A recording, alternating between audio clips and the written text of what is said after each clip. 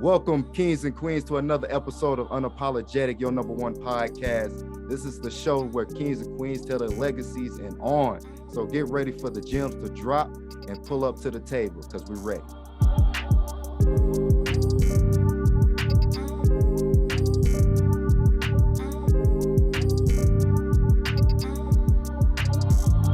We want for you to be entertained here, for you to have your dinner here, for you to have your birthday party here, your wedding anniversary, your corporate event, etc. So, and it's just back to that. I can't wait for this to open. I just oh my God, because you're tapping into,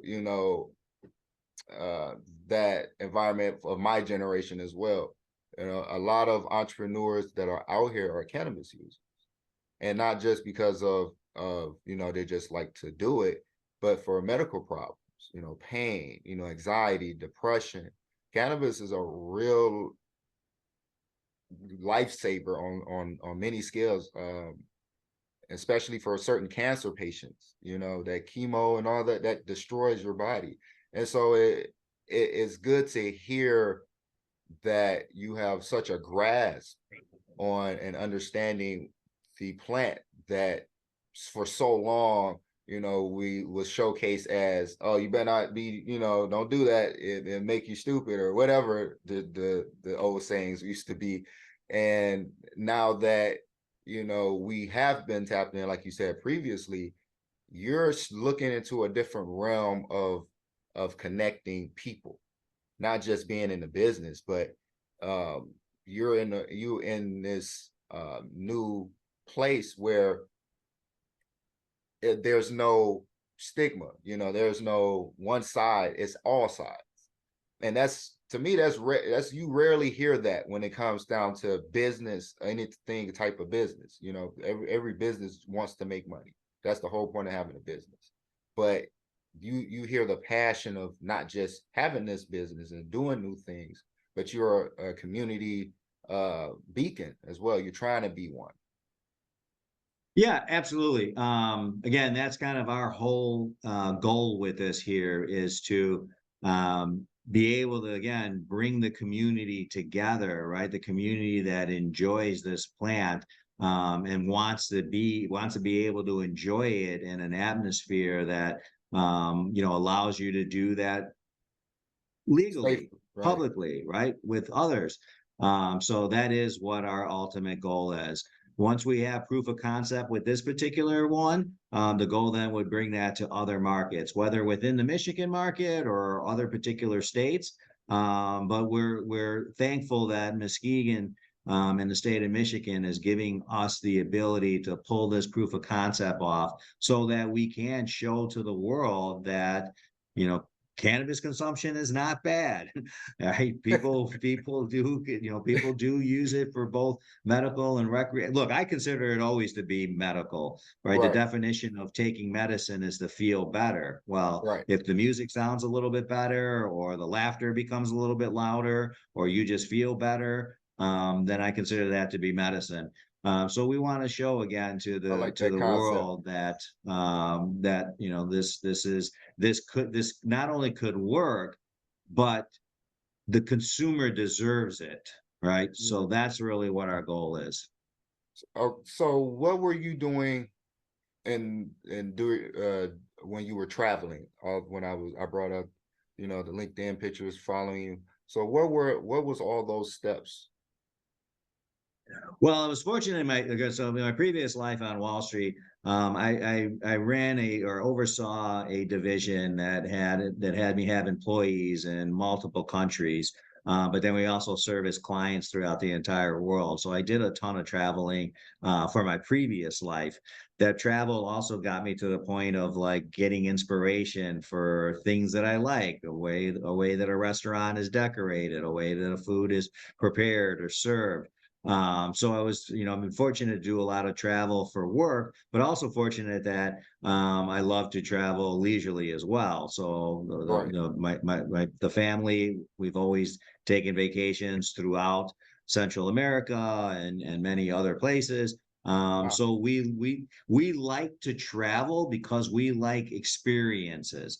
And I think that, again, our younger generation is also accepting experiences typically over kind of material items. If there's one thing that COVID taught us, and I'm sure it taught us a lot, but one thing that it taught us for sure was that being isolated from others and being locked down and not having the ability to have experiencing is not healthy in any way, shape, or form. Right. So everybody is saying we want experiential type of settings, and that's really the business that we're in. We're in that business of providing experiences, and although we're in the cannabis business, we're in the hospitality business, we're really in the business of selling memories. So throughout my entire life of doing all of the traveling that I've done, I've been able to take what I've learned and try to bring that into our Fields concept. The other thing too is that legalization is just occurring state over state. There's constantly Right. conferences and networking cannabis events that are occurring everywhere. So we do, now that we went public with who we are and what's coming, we get a lot of people reaching out saying, hey, can you come? We're doing an event in Yeah. Nevada, we're Okay. doing an event in Illinois, we're doing an event in Florida.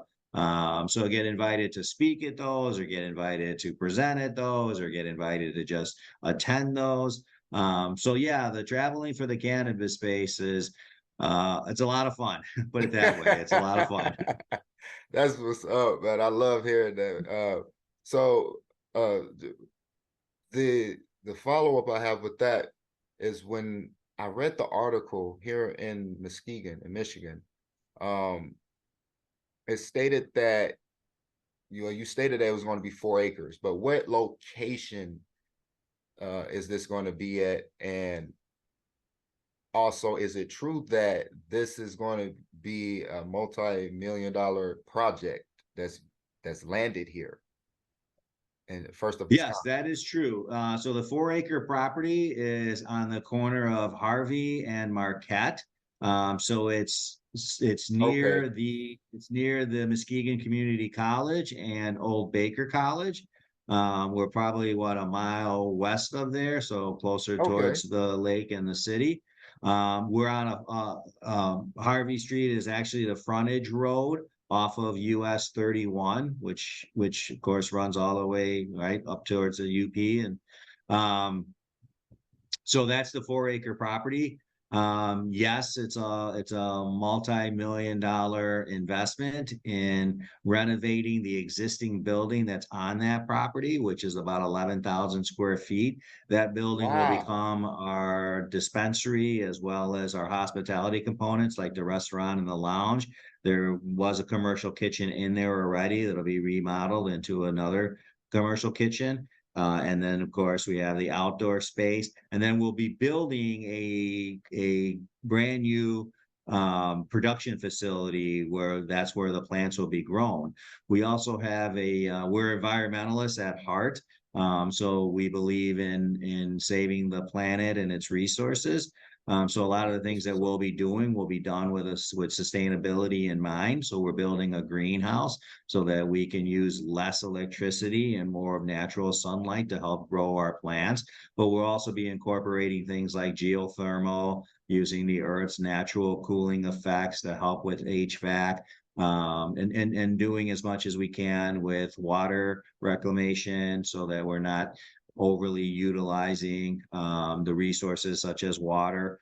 So that is going to require a fairly decent size capital investment to build that out. But we want to do it in a sustainable way. We want to do things we can't look, give you a little background on the name Fields. We came up with the name Fields because of our love for plants, not just cannabis plants, but all plants in general. So the idea of coming to our property, the concept and the decor of the property will be built around plant life. Most of your focal points will be based on live vegetation throughout the entire property. Not just indoors, but outdoors as well. We'll be planting a Right, lot of right. native plants from Michigan, doing a lot of things like that. So again, it is a large investment, but it's a unique concept. It's never been done before. And there's a big expense in building out that production facility so that it's again as sustainable and earth friendly as possible. Wow. All right. Yeah. Okay. I was getting to that later on, but wow. So you sound like that. It sounds like a full package. It really does. The whole, the whole idea just is just dope. I wish I would have thought of that myself. Now that I'm sitting here thinking about it, I wish I would have had that idea. But how you're bringing it not just to Muskegon, and are you using are you going to be using what you have learned and over time to help others teach others, such as like a intern program or something like that?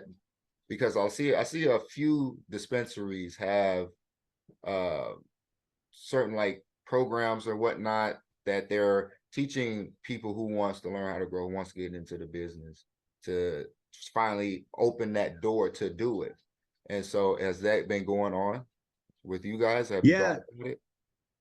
yeah, absolutely. So from day one, from well, when I left Wall Street and got into the cannabis industry back in 2018, I started by doing attending a lot of advocacy type of networking events, where again they're advocating for either new legalization or they're advocating Okay. for change in legalization. But also a lot of advocacy on how to enter the market and how to get involved in the market, or in the industry. So yes, we still do that a lot today. Okay. Some of the speaking events that I'm invited to are specific to those type of topics, but we want to certainly make sure that we utilize not only our knowledge and not only our business model and our diversified business model to help people enter into the industry, but Yeah. internships are big. We're happy to see that Michigan in itself, multiple universities within the state of Michigan are starting to offer cannabis classes. But so if we can offer those students an opportunity for either an internship or some type of employment, right, whether they want to learn how to cultivate or they want to learn the business side of things, That's right, we can dope. help them do that. Oh We also man. want to use our property to have other companies or other groups come in and host their events at our property. So that might be something like expungement weeks, right? Helping people get their records expunged. It could be for other advocacy or lobbying type of events. So we certainly want to get heavily involved with not only helping the community get involved in this emerging industry, but also, not everybody wants to work in the cannabis industry, right? But we still Yeah. feel that it's our moral obligation to give back to the community in some way, shape, or form, especially if they've been impacted by that war on drugs that still unfortunately occurs today. So yeah, I mean, we do it today. We do a lot of educational speaking, but we can't wait to be doing it at a level where we're actually helping people either enter the industry or advance their career in the industry, or even do something like again getting their records expunged at a national level. And we're really looking forward to having our employees want to do the same thing, right? So we look at it as our employees are our lifeline, right? They're everything. Without them, we are not a business. So we're looking at as our employees as being part of our family, and we want to see them. If one of them wants to advance to a level of business management or cultivation or processing or something else, we want to be there to help them advance that career, get to the point of where they're where they want to be in life, right? And hopefully they're still That's with what's up. us, and they're with us till the day they retire. Wow. Well, I need to put in an application. I need to put in an application. This is awesome. It's amazing what you bring into Muskegon, man. It is something. I know there's a lot of negativity around this and people that you're going to get. So what would you tell what would you tell those type of people that thinks that this is not going to be beneficial? Wake up.